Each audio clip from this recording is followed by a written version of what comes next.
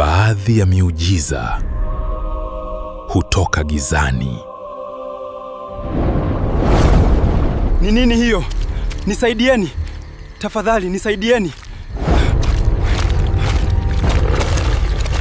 Dar City, jiji lisilolala.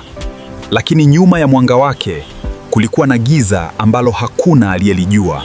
Jiji la Dar City lilikuwa halilali. Magari yalikuwa yakipita usiku kucha, muziki ukisikika kwenye baa na taa za majengo zikimulika barabara kama mchana. Lakini katikati ya pilika hizo, jina moja lilianza kutikisa kila kona ya mji. Nabii Ezekia. Nabii Ezekia ameniponya. Nilikuwa siwezi kutembea, sasa natembea. Watu walimuita mtu wa Mungu, lakini hakuna aliyejua nguvu alizokuwa akitumia.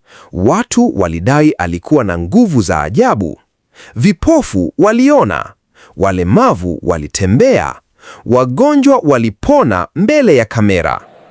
Kila siku mitandao ya kijamii ilikuwa imejaa video zake.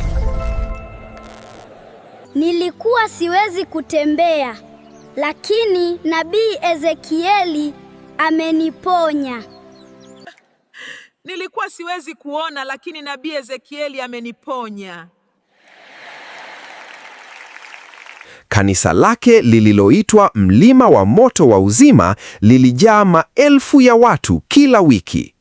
Watu walilala nje ya geti wakingoja miujiza. Lakini nyuma ya mafanikio hayo kulikuwa na siri ya kutisha.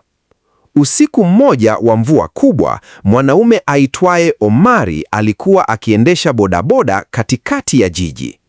Alikuwa amepokea abiria wa ajabu aliyekuwa amevaa koti refu jeusi na kofia iliyofunika uso. Twende mtaa wa makaburini. Sawa. Panda. Omari alihisi baridi mwilini, lakini akaendesha kimya kimya.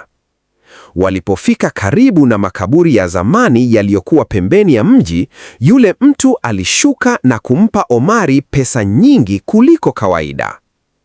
Kabla hajaondoka, umeme ulipiga ghafla na Omari akaona uso wa abiria. Ilikuwa ni Nabii Ezekia. Lakini kilichomtisha zaidi si uso wake.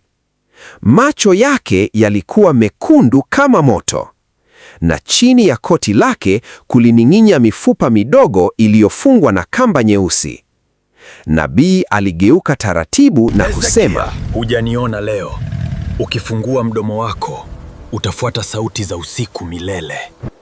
Kisha akaingia makaburini gizani na kutoweka. Omari alianza kutetemeka.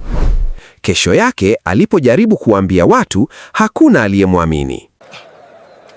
Jana usiku nimembeba nabii kuelekea makaburini. Lakini siku hiyo hiyo usiku, Omari alianza kusikia sauti ndani ya nyumba yake. Sauti za watu wakilia, sauti za minyororo, na sauti ya Nabii Ezekia ikinong'ona, umeona kilichokatazwa? Hapana! Ni nini kitaendelea? Usikose sehemu ya pili. Baadhi ya miujiza hutoka gizani.